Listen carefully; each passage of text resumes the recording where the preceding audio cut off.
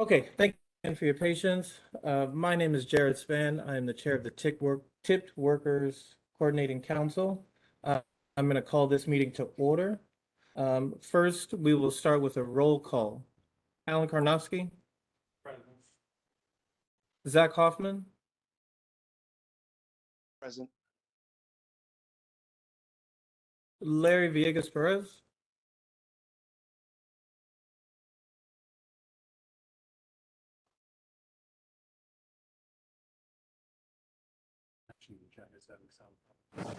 Present. There we go. Tracy Javier. Present. Lisa Abrams. Present. I don't have to say the name. Do I have to say the names? Andrew Klein.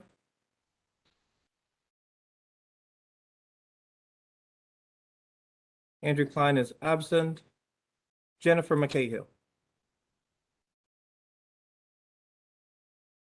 Jennifer is also absent. Next, I'd like to move to approve the previous meeting's minutes. Do I have a second? Do we have a quorum? Yes, we do. Then second. Thank you. The minutes from the previous meeting have been approved. I would like to, if she's ready, announce our special guest today, Dr. Unique Morris Hughes. She is going to give us a brief overview of the TIP portal, and then we'll open it up for more specific questions, I believe, related to the legislation that we've been discussing in the previous meetings. Dr. Unique, Yep. welcome. Yep, thank you for having me. A couple of things. Sorry, it feels kind of awkward looking back at you and looking at this. Yeah. I've had an opportunity to watch and review the last two meetings. And so I see that you all have had a very lively discussion on all things TIP portal.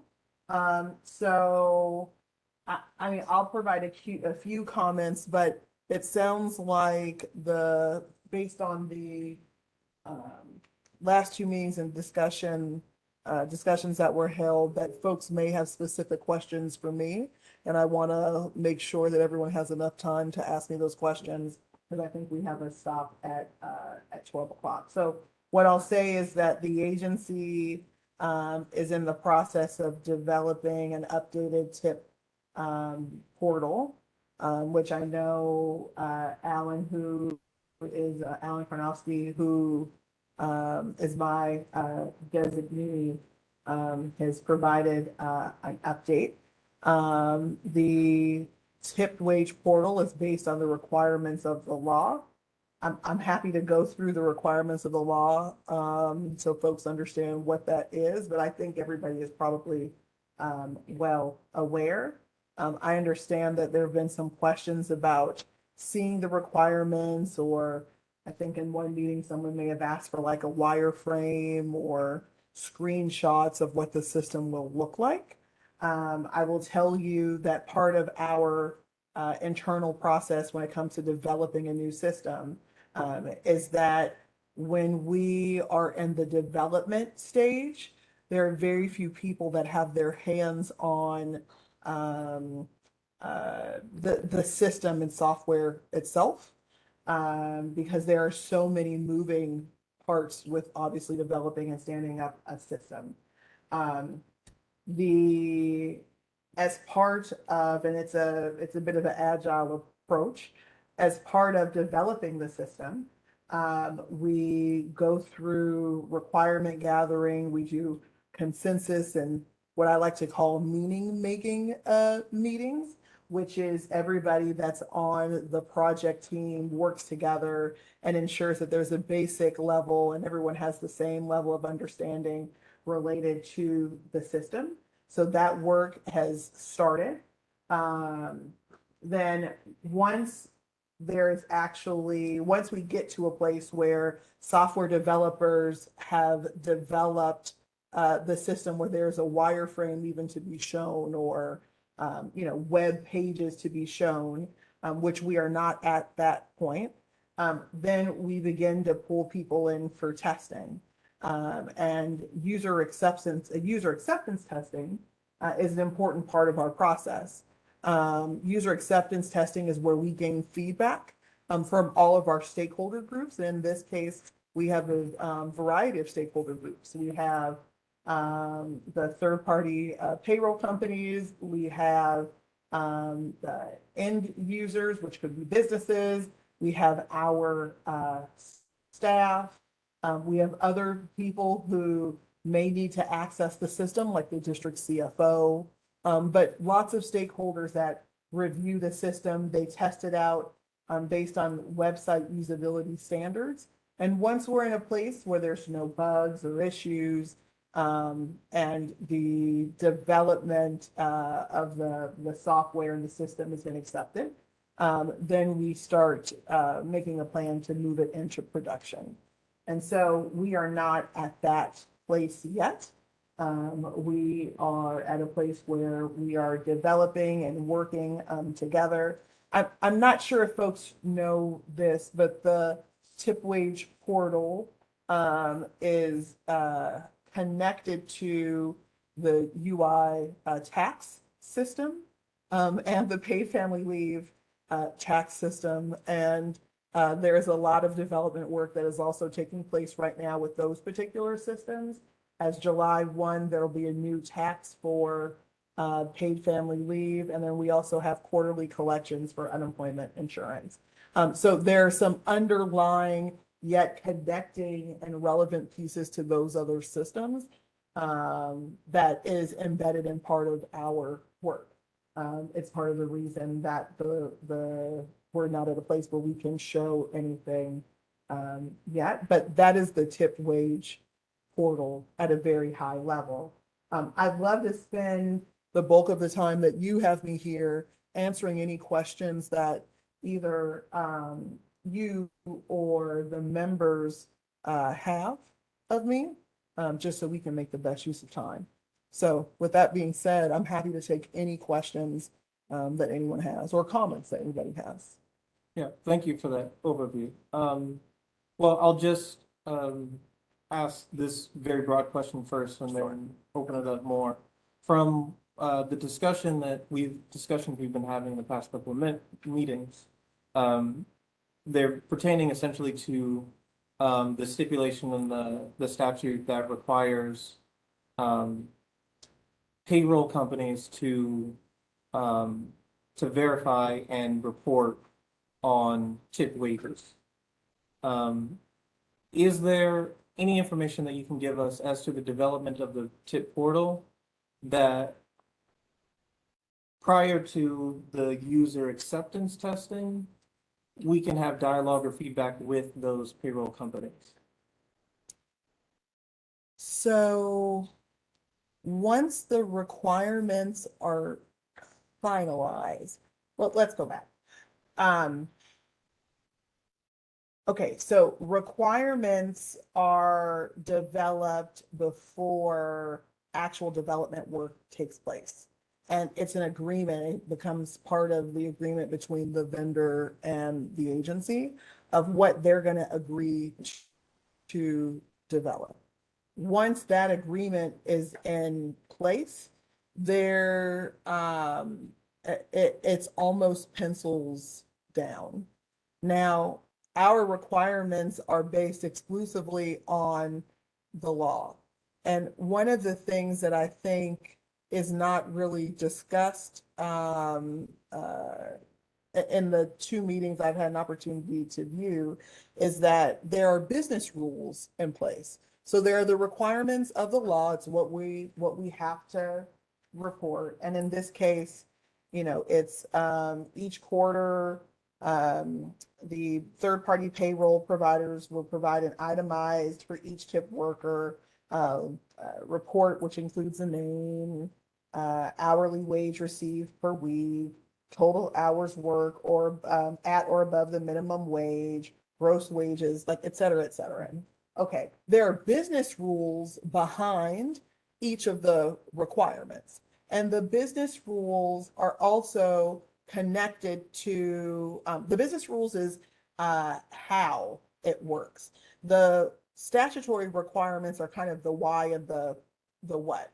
The reason why I'm trying to unpack this is because we are not in a place to modify business rules for anyone, because once we have an understanding and agreement about what's going to be developed, that is how we are proceeding forward.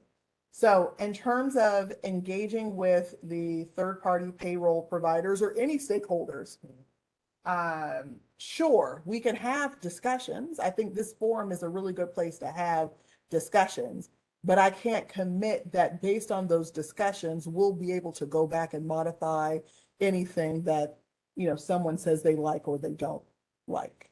It's not a commitment that I can make, because at that stage of the game, there's already agreements in place about what it will be. I'm really interested in hearing like the concerns that the specifically the payroll providers have, because I have watched the last two meetings and I don't quite understand like what would be an example of something that the payroll providers would want to see before the system is completely developed. Like I'd like to hear, because if there's something we haven't thought about, I'm happy to take that into consideration, but it hasn't been apparent to me what that. Yeah, so I'll direct that question to David and or Pete. Is there anything specific that you would like to see, and by way of whether it's, screenshot or what do you call it, wireframing? Like a wireframe, a screenshot, is there, I think sometimes we're talking about business rules and not legislation and statutory language. And I think that term is being used interchangeably. So I'd like to hear like what exactly, like what the it is. David, Pete?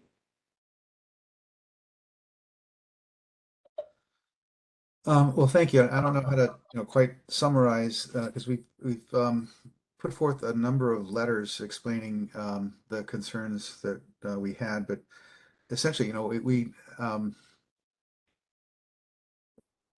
we would we'd love to see, any or have some preliminary discussions of what the new reporting requirements would be. The concern originally was that the specifications that were published for this went well beyond what was in the statute, and asked for a number of reporting elements that we didn't think were necessary and didn't really help. For example, there was a requirement to provide a count to the number of tipped employees that worked or received pay during the 12th of the month, which sounds easy enough, but it would really be a very difficult programming task, and it's not clear that why it was necessary. So just one minor example. There were also concerns about having separate records, separate line items for workers who had a series of hours during a week, which were paid at different rates of pay, even overtime, for example. So that programmatically was difficult to do, and would, I think, result in incorrect information, not incorrect information, unuseful information. So put it this way, an example would be, you have somebody that works 40 hours of regular at the, sub minimum wage tipped rate, and they have a certain quantity of tips. Then they have some overtime, maybe that's 10 hours or 20 hours. So the requirement would be a separate line item for those overtime hours versus the regular hours. And a separate record would also include a separate record of the tips. That would require that we train every tipped employee in the DC area to separately record their tips in accordance with when they switch over to their overtime rate or any other rate. Maybe they work as a server for part of the day, and they work as a bartender for another part, and the rates of pay might be different. So you have different, if there's a different rate of pay, um, in order to make that work, in order to give you actionable information, you would need to know literally the tips that were received during those hours at which that rate of pay applied. If that makes sense. So it's, there was really no way to have every employee separately record the tips, segregated by the different rates of pay. So that was one of the issues that we raised for consideration, that the resulting reports you might get might be misleading for the department and might, send them off on, it would take a lot of work, people work, manual work to decipher these and turn around and ask employers questions about, well, what happened here and so forth. Anyway, but Now, it's documented. I'm glad to provide the letters that we've given to the department. Mr. Eisberg, the two of the examples you provided, I know are directly, and I just don't have all of these things committed to memory. So please accept my apology here, but come from the old legislation and are in fact not an issue and not part of our requirements for the system. That's good to hear. And I So think we understood that that was possible. It's just that nobody's really ever told us what the new requirements would be. So we really have no idea what we're facing now. well, let me be the voice and the face here to tell you that that's not part of our system, and those are not the requirements, and they're not the business rules that we've adopted either. It's not part of the build out. That is old legislation. I hope that gives you some sense of comfort here, but that is not part of our current system build out. Did you want to say something, Alan? I just want to say, we've mentioned this before, that document that's being referenced, I put it in an email and mentioned on these meetings, that is referencing the old iteration of the legislation. Okay, great. Yes. So I'm just echoing then what you're saying. But what hasn't been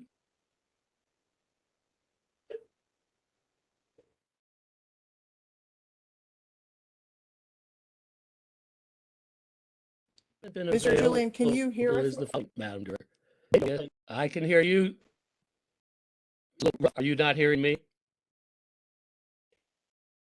I think now we're hearing you clearer.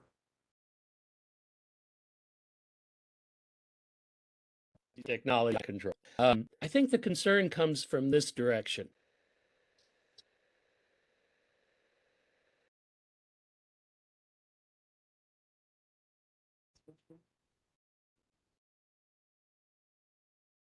Is that us, Jason, or? I'll be on there. Payroll provides a discussion that let and Wait, I'm sorry, Mr. Julian. We, until this I think spring you we need to that all of our action because you're cutting in and out, and we want to be able to hear exactly what you're saying in full. today, but have not here now either. Yeah. Yeah, I understand. I'm having the same trouble on my end hearing you.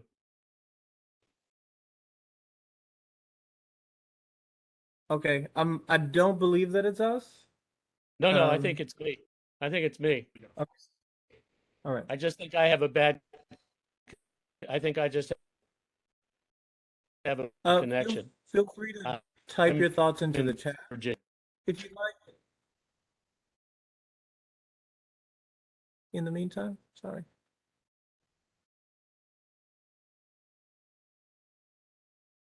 Or maybe if there's someone else that shares the same perspective as him, that they could maybe help to step in and say what he was saying so we don't miss the comment. The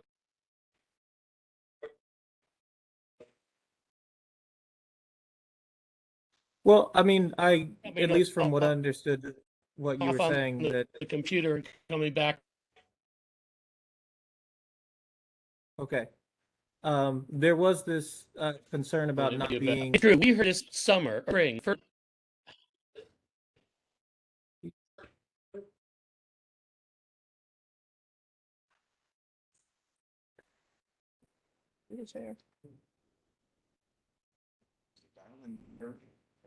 Oh, that's a good idea. The dial-in number. Yeah, you can use the dial-in number and I'll just, okay, I'll can just you, put it on my phone. Can you help with that, Jason? yeah,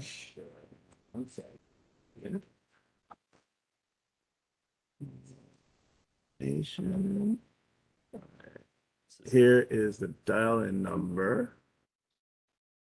Mr. Julian, if you'd like, you can use the dial-in number right here and call in, and we can then probably hear you a lot better.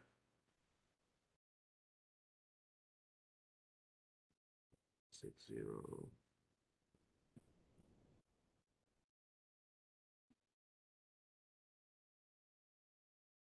Welcome to WebEx. Enter your access code or meeting number.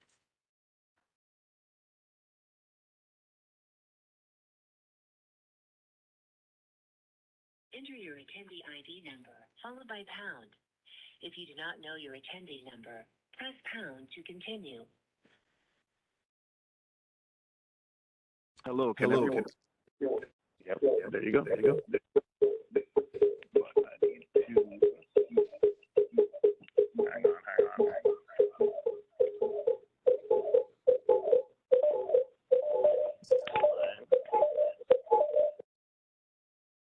There we go. So. Is this any So better? yes. Yep. Good. thank you, and I apologize. I'm too far away from this like this. Anyway, here's what I wanted to share. Because the payroll providers were not part of the last minute negotiations that resulted in the words that appeared in the statute that drove this spec.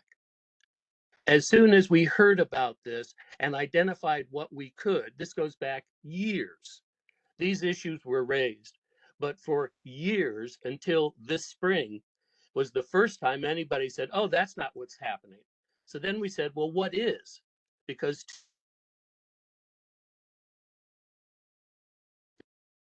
Pete had said, there are some very specific details that matter. And secondly, that there was an alternative approach using the Maryland model to put into play for consideration.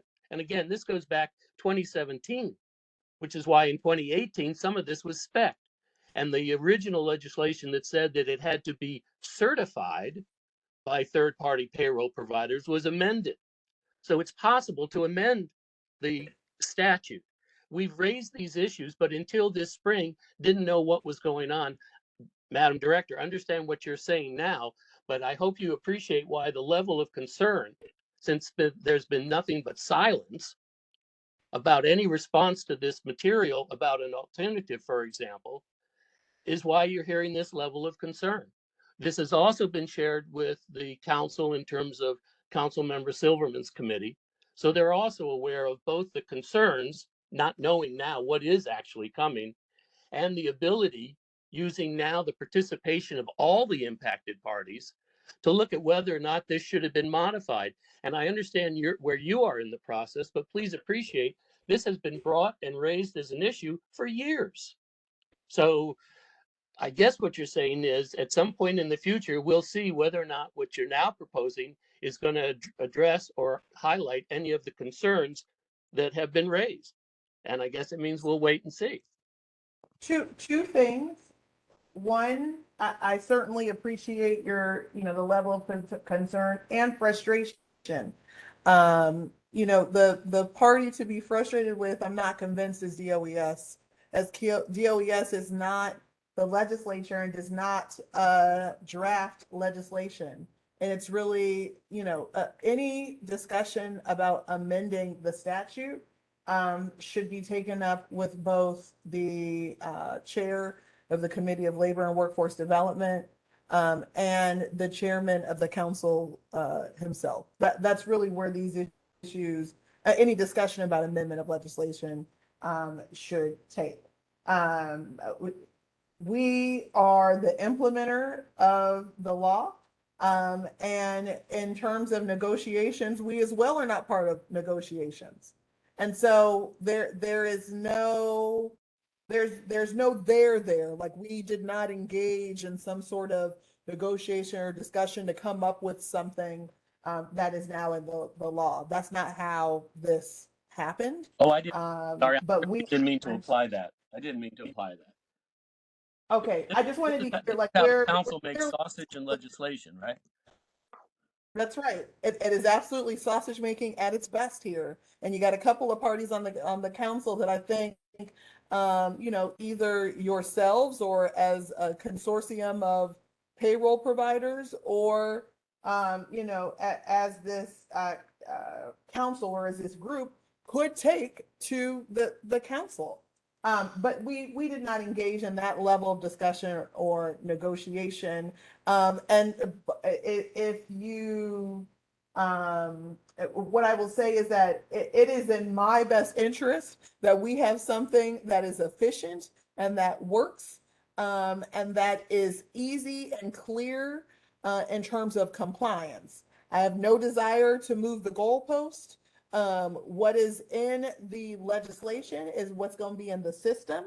And we will have business rules that will be efficient to support that. Now, what I'm willing to do is once we get further down the road here is come back and have a discussion with you about some of the business rules that we are putting in place that's going to facilitate and make this process more efficient. Now that I'm willing to do. I just don't have a document to share with you. I don't have a wireframe or a screenshot to share with you, but I'd be happy to come back in a couple of months and talk about business rules and what the process will be to facilitate this reporting. If I might, one thing that would have been helpful and still would be helpful is in the material that was provided, and I appreciate the fact that it was against a different spec, but in the material that was provided, it identified several very technical items and concerns. One of the responses that would still be helpful from DOES would be that these issues, that they're aware of these issues and that the current system is addressing them. Last point is, while I couldn't agree with you more about the sausage, one of the other opportunities that we did have, and we still have, it seems to me, although I agree 100%, this is something that the other stakeholders, including third-party impacted, but led by the district stakeholders, need to address and lead, is the whole idea of whether or not DOES could have also responded to the idea that, yes, you're right, Maryland represents a very successful way to meet the requirements as we see it, with some tweaking, or just something that said that acknowledged that the issues that were being raised were being addressed as you were going forward. The concern, obviously, is that by the time you bring it forward, we'd be concerned that some of these issues would still be prevalent. I understand it's a different spec. But do you have an analysis like you've presented here? This is oh no, this is, I think I have your testimony, but this was, literally almost a year ago. June 9th, 2021. I have your testimony here where you provide the example for Maryland. Have you done a comparative analysis of the current legislation against the current legislation against what Maryland is currently implementing to see what the differences or the gaps are? Pete, does the comparison that's being used with Maryland identify what the director is asking? I don't know the answer. We did, I think, outline some missing elements that the District of Columbia would need to add to their wage statements to match what Maryland provides to its tipped workers.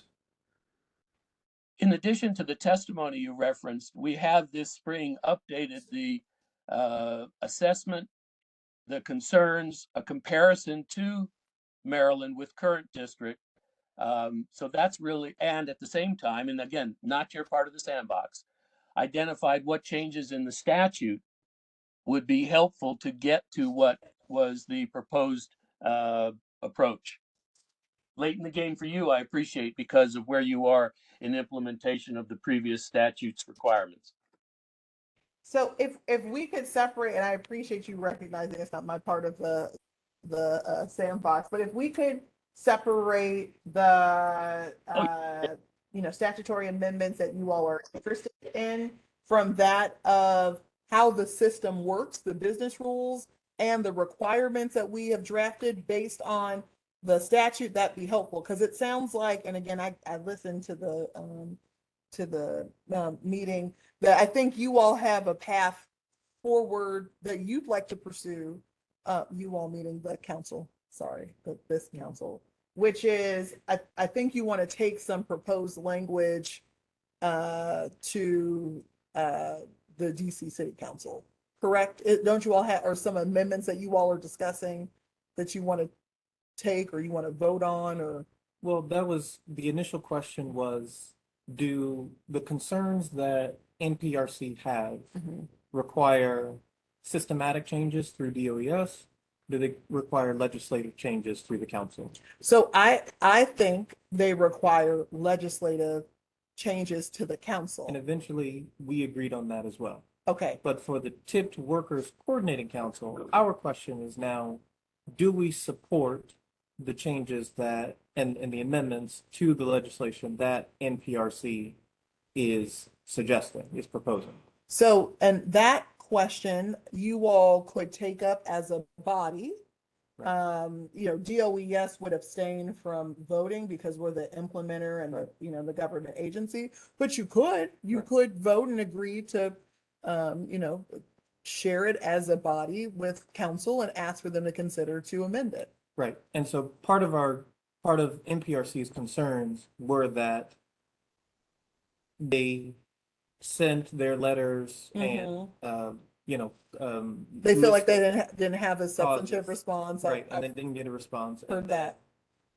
We're curious about what the progress of the tip portal is, what requirements are going to be of them. And so because they didn't get those answers, well, then the question comes, well, we should just change the legislation. And So I do think there are two things that we should separate here.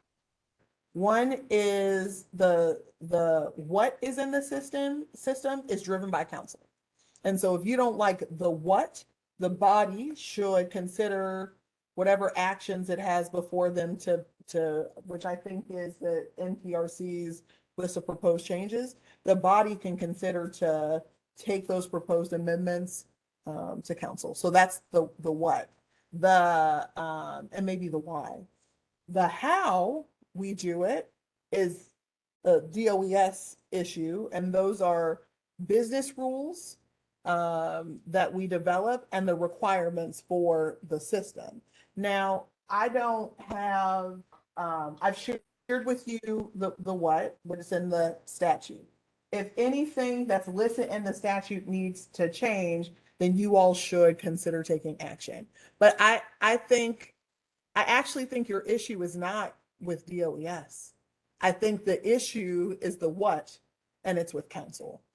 I'm happy to continue to engage in discussion.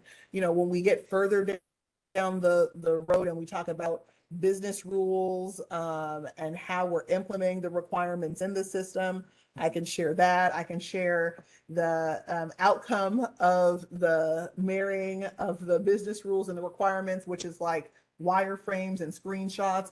I can share that when we get further down the road, but I don't think your issues with DOES. well, let me ask then about the user acceptance testing. Yep. Is there a timeline for that? That's too broad a question. Have you identified stakeholders that will be part of some sort of user acceptance testing? Have you done that yet? So yes, there, but it hasn't happened. But what we've identified so far, payroll providers, businesses, agency staff that have to actually work in the system and go in the system. Our agency fiscal officer is always part of the system, and probably someone from compliance. Okay, Usually that's the bodies that we would engage for user acceptance testing. okay. And you said payroll providers. Absolutely. Third party. Absolutely. I think I even said that first, but absolutely. So both Mr. Julian and Mr. Eisberg can come away from this meeting knowing that they or their clients will be represented in the user acceptance testing of the new tip order. Yes, and if they'd like to come on down to Minnesota Avenue or wherever we're going to test at, they can come down. They can come down and participate as well. I mean, it's a room full of computers and someone walking you through what you're doing as you do it, and they're recording and providing feedback. I mean, it's a thing. I like light of it. So there is a time commitment, but absolutely the NPRC can participate, or they can send a representative or designee Sure. to provide feedback. Sure. Are there any questions? Go ahead, Pete. This is David Julian. I agree with what the director said 100%. That I share the frustration that we have not, prior to a point in the future, been able to have a interaction rather than a one-way, here's some concerns, hope you're addressing. So yeah, I got that Johnny one note, but I agree 100% that this issue is something that if there's to be any change in what DOES is doing, it has to be because the council says, here's the legislation we want you to follow. I'll just add, we appreciate the offer to participate in user acceptance testing. I think we'd be very enthusiastic to participate in something like that. Really what we're looking for is something we can hand to our programmers. And that isn't, usually in the nature of a, written document, a file format specification, which just lists the data elements that you're interested in, any specifications as to, the length of the fields and any business rules, things like that would be very important. Part of this is, we do routinely work with, every state in the nation on similar reporting requirements, and we often do that very early on, like well before, specifications are finalized. Just because it's sometimes helpful because you're trying to solve both for DOS information requirements, but you're also, you need to understand the systems that are going to be feeding into this. So you almost need to understand how payroll systems are architected and what data is available to you through them. So it's hard for the agencies to know that without some sort of collaborative process. And it has been productive in the past in many other states as we've gone in fairly early on. It doesn't need to be a kind of a finalized before released kind of thing. So we've been pretty careful about taking draft documentation and just doing a very careful analysis and providing feedback, things like that. So I would welcome any opportunity to do that as early as possible. Part of that is because our development folks have often said that it takes at least 6 months to implement something like this in an orderly way. So if these program specifications are finalized, and we may be looking at a 6-month implementation timeframe for the payroll companies and software developers to actually do their work. And even longer, because this is connected to UI tax and paid family leave tax as well. So it's going to be longer. But Mr. Eisberg, aren't you meeting with my tax chief like bi-monthly, every 2 months or quarterly? Like, aren't all the payroll providers in NPRC Yes. meeting with us regularly? Yeah, that's been really Okay. great. He's been very helpful for us and talked about the tax system and wage reporting development. So that's been very helpful. Because I just want to make sure here, it's really important to me because the staff worked so hard on this and they bend over backwards and jump through hoops to be collaborative and engage stakeholders. But you all are part of ongoing regular conversations with us about tax collection. in all of our programs. And so it's important to me that we acknowledge that, because there isn't, your comments aren't just going into a black hole somewhere. We are trying really, really, really hard to be good partners and be good, and to work collaboratively. Thank you. Much appreciated. And so my only question was going to be when it comes time for user acceptance testing, that doesn't happen before compliance of the law goes into effect. Or excuse me, I meant to say after. The acceptance testing doesn't happen after folks are required to comply. It happens prior to. Yes, it happens prior to. So it's essentially part of the testing and feedback Yes. phase of the TIP portal. Yes. And can It's I give not that the portal goes out and then we do some testing and kind of see how it works. No. And can I give a couple examples of like things that we've changed in user acceptance testing? Like we had a font that was really small and a different color and people couldn't read or see it. If it was difficult on a certain type of device and we didn't know it, we were able to make adjustments with that.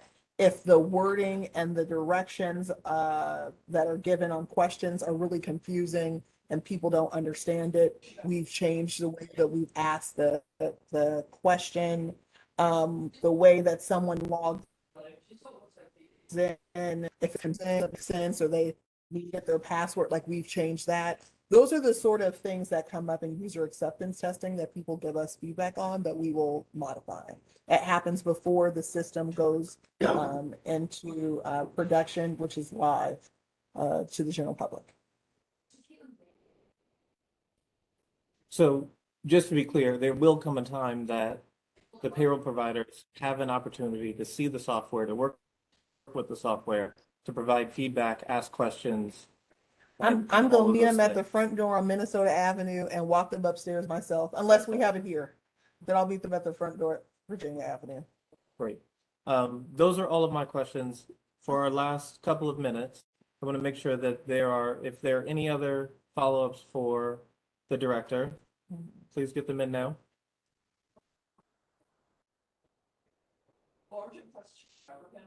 Everybody good? And what I'll do, as my schedule permits, I'll try to participate as much as possible, in these meetings. The last couple, I haven't been available. I'm Travis in town for one of them, but I'll try to participate as much as possible. Appreciate that. Final thoughts? I have one final Please. thought. We have learned, I've certainly learned a lot during the pandemic. We have faced a mountain of technological changes and issues that I think it has put us in a position to implement. We have just learned so many lessons from things we didn't do and things that we did do. With that being said, I'm going to put out a system that works well, that people can depend on, that will be compliant with the law.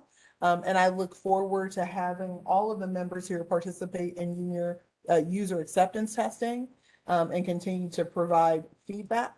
And, we want to work well as a government partner and collaborate. I accidentally did not notice folks in the public, from the public. If there are any public comments, I would like to acknowledge those now.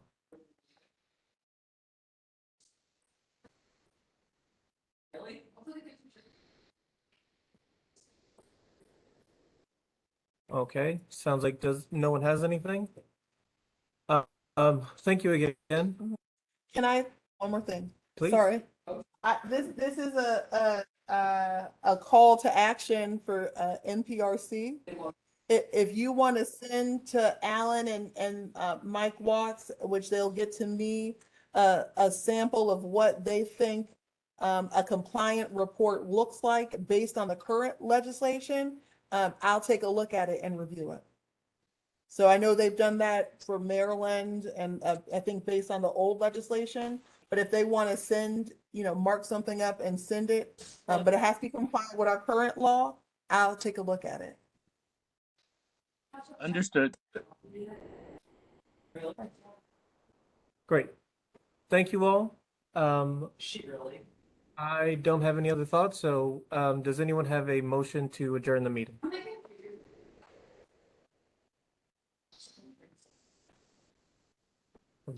Am I supposed to do that? I'll motion to adjourn. Okay. Do I have a second?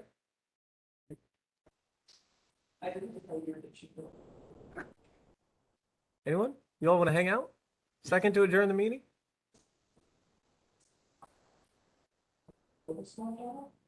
Second. Thank you. The meeting is adjourned. You all have a great afternoon, and I will see you in about a month. Thank you.